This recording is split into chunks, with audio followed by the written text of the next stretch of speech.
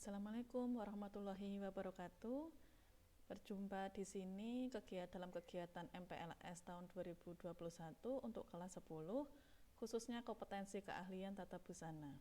Perkenalkan, nama saya Nuke Ratna Hidayah, biasa dipanggil dengan Ibu Nuke. Untuk yang pertama, kita bersyukur, mengucapkan syukur alhamdulillah bahwa kita diberi kesempatan di sini untuk mengikuti kegiatan MPLS dalam keadaan sehat walafiat. Bagi yang sedang sakit, semoga segera diberikan kesembuhan dan kita semuanya selalu dalam lindungan Allah Subhanahu wa taala. Kenapa di sini MPLS kami sampaikan secara virtual? Karena masih dalam keadaan PPKM dan kegiatan pembelajaran juga masih dalam PJJ atau pembelajaran dalam jarak jauh. Nah, di sini nanti kami sampaikan apa sih itu tujuannya untuk mengikuti sekolah di SMK Negeri 1 Juwangi, khususnya jurusan tata busana, kemudian nanti ke depannya itu bekerja di bidang apa, dan juga saya sampaikan beberapa tempat atau bengkel atau kegiatan yang ada di jurusan tata busana. Oke, kita lanjutkan ya. Tujuan kompetensi keahlian tata busana yaitu meningkatkan keimanan dan ketakwaan peserta didik, mendidik peserta didik agar menjadi warga negara yang bertanggung jawab, mendidik peserta didik agar dapat menerapkan ilmu hidup sehat, memiliki wawasan, pengetahuan, dan seni. Mendidik peserta didik dengan keahlian dan keterampilan dalam kompetensi keahlian tata busana agar dapat bekerja baik secara mandiri atau mengisi lowongan pekerjaan yang ada di dunia usaha dan dunia industri sebagai tenaga kerja tingkat menengah. Mendidik peserta didik agar mampu memilih karir, berkompetensi, dan mengembangkan sikap profesional dalam kompetensi keahlian tata busana. Membekali peserta didik dengan ilmu pengetahuan dan keterampilan sebagai bekal bagi yang berminat untuk melanjutkan pendidikan. Visi kompetensi keahlian tata busana meningkatkan kompetensi produktif tata busana sehingga menciptakan sumber daya manusia yang terampil dan mandiri. Misi kompetensi keahlian tata busana adalah mencetak peserta didik menjadi sumber daya manusia yang cerdas, siap bekerja di bidang tata busana atau garment secara profesional, terampil, dan mandiri. Standar kompetensinya kelompok C1 ini nanti kalian dapatkan di kelas 10, yaitu simulasi dan komunikasi digital, IPA terapan, dan kepariwisataan. Kemudian untuk standar kompetensi tata busana, nah kelompok C2 ya, ini nanti juga di kelas 10 tentang pengetahuan bahan tekstil, apa sih itu bahan-bahan yang harus kalian pelajari, kemudian dasar desain. Nah, di sini nanti saya sendiri yang mengampu, nanti saya berikan materi tentang bagaimana cara membuat desain yang bagus, yang sesuai dengan permintaan pelanggan, dengan proporsi yang bagus, yang sesuai dengan materi. Kemudian pembuatan pola, nanti diajarkan dari pola dasar, macam-macam pola dasar sampai pengembangan pola sesuai desain. Kemudian teknologi menjahit. Nah, di sini juga diajarkan bagaimana cara menjahit, bagaimana cara mengenali mesin-mesin, bagaimana cara mengenali alat-alatnya, kemudian cara perawatannya, dan nanti praktek membuat produk sampai di kelas 12. Nah, sekarang lanjut di standar kompetensi tata busana kelompok C3. Nah, ini nanti diberikan di kelas 11 dan kelas 12. Desain busana itu hanya di kelas 11. Nanti kita pengembangan desain dari konsep kolase. Jadi selalu menggunakan desain, kita kreatif, kemudian diterapkan dalam pembuatan busana. Pembuatan hiasan busana ini ada di kelas 11 dan kelas 12. Kemudian pembuatan busana custom made ini juga sama. Nanti membuat macam-macam bolero, rompi, blazer, gaun, kebaya, kemudian kamisol. Nah, kemudian produk kreatif dan kewirausahaan ini juga sama di kelas 11 dan kelas 12. Nanti kalian bisa ampu oleh guru masing-masing. Kemudian untuk membuat produk dan bagaimana caranya berwirausaha. Pembuatan busana industri ini juga sama di kelas 11 dan kelas 12. Nanti kita mempraktekkan bagaimana caranya pembuatan busana dengan sistem industri. Jadi Di sini nanti membuat busananya berbeda dengan busana custom made. Kalau custom made itu sesuai dengan permintaan satu orang atau satu pelanggan. Tapi kalau busana industri itu secara massal. Nah, itu ada bedanya sendiri ya. Kemudian kelompok kompetensi tamatan mampu membuat desain busana. Oke. Membuat lenan rumah tangga. Jadi busana itu tidak hanya dari pakaian saja, tapi yang dipakai dari keseluruhan, dari atas rambut sampai ujung kaki. Itu termasuk dalam busana. Kemudian pembuatan lenan rumah tangga seperti taplak, tutup magicom, tutup galon dan lain-lain, mengoperasikan mesin, membuat pola dasar, mengubah pola, berbagai jenis busana dan lenan rumah tangga, menggunting bahan busana dan menjahit busana dengan memperhatikan kesehatan dan keselamatan kerja menggunakan sistem industri dan custom made.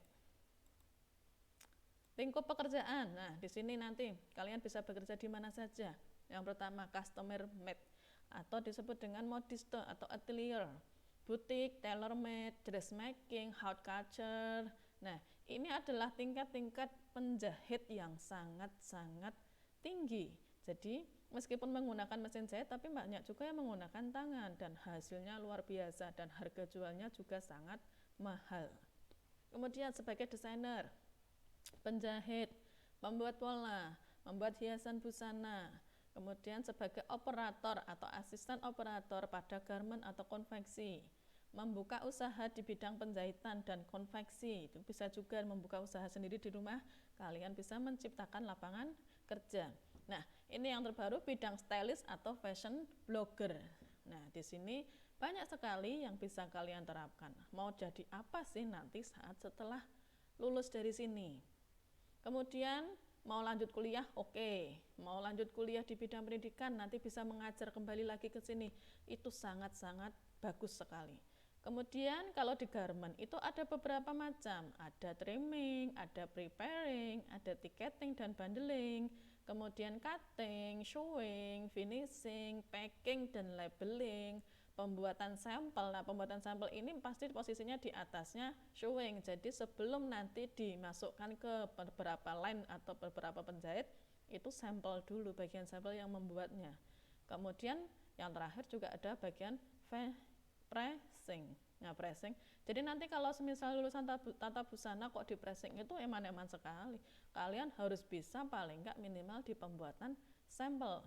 Nah, terjun dulu di bagian showing, kalau sudah nanti lanjut di bagian pembuatan sampel. Kalau kalian kuliah di bagian pattern maker, bagian pola, nah nanti bisa lanjut lagi di garment yang lebih tinggi. Itu ya. Nah, ini adalah tampilan-tampilan kami para guru dan toolman dari Tata Busana. Yang pertama adalah saya sendiri, Nuka Ratna Hidayah, adalah Ketua Kompetensi Keahlian Tata Busana. Yang kedua adalah Ibu Siti Nur Azizah SPD, Kepala Bengkel atau Lab Tata Busana. Kemudian berikutnya adalah Ibu Francisca Yesi Metasari SPD. Ini adalah guru atau instruktur juga khusus mata pelajaran Tata Busana. Kemudian Ibu Sari Wahyu Untari SPD. Nah, ini sebenarnya adalah guru kewirausahaan, tapi kami libatkan di sini untuk membantu kami dalam mata pelajaran PKKWU atau produk kreatif kewirausahaan dan juga menghias busana. Kemudian yang terakhir adalah ini toolman-nya yang paling ganteng di sini, namanya Mas Dwi Hardianto, biasa dipanggil Mas Wi gitu ya. Oke, kita lanjutkan. Nah, ini untuk ruang praktik. Nah, kita sudah menggunakan mesin-mesin yang standar industri. Jadi semuanya nanti tidak ada yang lagi yang menggunakan mesin hitam yang biasa ada di rumah atau penjahit yang digunakan di rumah. Semuanya sudah industri. Semua sudah mesin high speed yang meskipun nanti bisa disetel, bisa dikecilkan dengan tegangannya, kemudian bisa dibesarkan lagi kecepatannya, dan ruangannya alhamdulillah sangat luas sekali. Ada 3 ruang untuk ruang menjahit, semuanya menggunakan mesin industri. Kemudian ada ruang potong juga, ruang teori juga ada, dan ada yang di sini ruang aula. Nah, ruang aula nanti di sini digunakan untuk ruang pagelaran, ruang rapat, ruang motong, itu semuanya multifungsi di sini. Nah, ini kegiatan guru membuat produk di bengkel tata busana. Jadi kami tetap mengasah kegiatan kami, mengasah ilmu kami. Jadi kami terus belajar dan belajar sesuai perkembangan zaman. Nah, kemudian kegiatan siswa menjahit di sini tempatnya menggunakan werpak, menggunakan pakaian kerja, ya. Kemudian kegiatan penilaian busana di aula difungsikan sebagai ruang pagelaran busana dan ruang potong. Di sini ruangannya bisa digunakan untuk kegiatan yang lainnya. Kemudian ruang di sini ada juga kegiatan pembelajaran di bengkel busana. Nah, ini ada guru yang sedang memperagakan busananya, itu seperti apa, tekniknya seperti apa, nanti pekerjaannya bagaimana, agar kalian saat membuatnya ada sesuai langkah-langkah SOP-nya. Kemudian kegiatan guru memberikan instruksi saat siswa menjahit. Jadi kami tetap mendampingi siswa tersebut, kemudian membuatnya sampai dengan selesai. Hanya nanti bedanya di sini karena masih PJJ, nanti kami mendampingi dengan secara online, ya. Jadi nanti kami berikan langkah kerjanya, cara membuatnya itu juga menggunakan job sheet, menggunakan media-media lainnya atau menggunakan video diupload dalam YouTube. Nanti bisa diperhatikan semuanya. Nah, kalian perlu persiapan diri ya, karena pembelajaran kali ini sedikit berbeda. Kemudian ini kegiatan uji kompetensi keahlian tata busana tahun 2021. Kita selama ini masih berjalan dengan PJJ, tapi karena uji kompetensi harus didatangkan di sekolah. Nah, di sini juga kita mentaati prokes, semuanya menggunakan masker, ada juga yang menggunakan face shield, cuci tangan dulu sebelum masuk, kita semprot dulu pakai hand sanitizer. Kemudian untuk ruang menjahitnya juga kita berikan jarak, jadi tidak berdekatan. Memotongnya juga memberikan jarak, untuk penilaian juga kita memberikan jarak. Nah, semuanya tetap harus prokes. Oke, terima kasih untuk MPLS di sini tahun 2021. Semoga sudah ada gambaran nanti di tata busana itu seperti apa sih, guru-gurunya juga seperti apa, bagaimana, semuanya ada di Tata Busana SMK Negeri 1 Juwangi. Sampai di sini, terima kasih. Wassalamualaikum warahmatullahi wabarakatuh.